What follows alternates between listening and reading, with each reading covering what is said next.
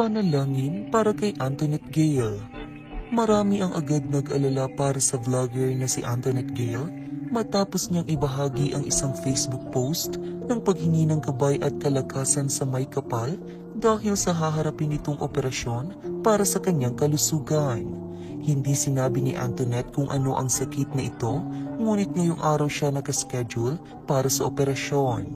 Lord, kaya ko ito. Mawawala na din ang iniinda ko. #Operation Day. Sa comment section ay sinabi rin ni Antoinette na pagbalik niya ay malakas na siya para sa kanyang mag-ama na sina Baby Mitchell at Wamos. Pagbalik ko, malakas na ako para sa inyong dalawa. Samantala, maging ang kapatid nito na si Emma ay nagpaabot rin ng suporta para kay Antoinette para sa mangyayaring operasyon sa vlogger. Tila si Emma rin ang magbabantay kay Antoinette sa hospital base sa mga larawang ibinahagi nito. Laban lang sis Antoinette Gale, kaya mo yan.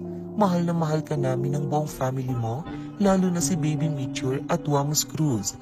Si Mommy Dolly munang bahala, kila baby at sa bahay. Mag-birthday ka pa.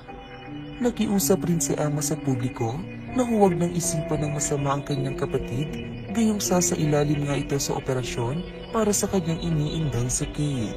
Sana huwag niyo nang isipan ng masama yung kapatid ko, lalo na nasa ospital po siya. Laban lang sis, kaya mo yan. Andito kaming family mo. Mahal na mahal ka namin. Huwag niyo na po siya isipan ng masama. Maraming netizens nga ang curious kung ano ang ipapa-opera ni Antoinette, gayong hindi na nga sinabi ang tungkol dito. Gayunpaman, may mga netizens pa rin nakuha pang pag-isipan ito ng masama. Ayan, kaka-water dance mo. Makontento ka kasi sa binigay ni Lord. Water dance pa more. Samantala, mas marami pa ring netizens ang hangad ang kabutihan para kay Antoinette. Sa comment section ay mababasa ang dalangin ng karamihan para sa tagumpay na operasyon ng vlogger at mabilis na kumpletong kagalingan nito.